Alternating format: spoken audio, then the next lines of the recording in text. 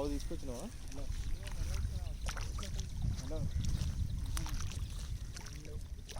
ఎందుకు గయ్యా?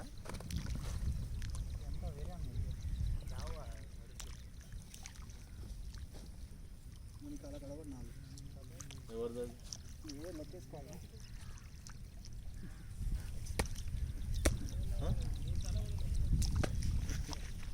తమ్ముడు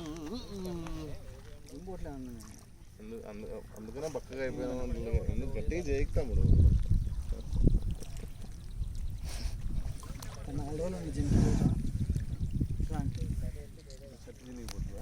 చెయ్యి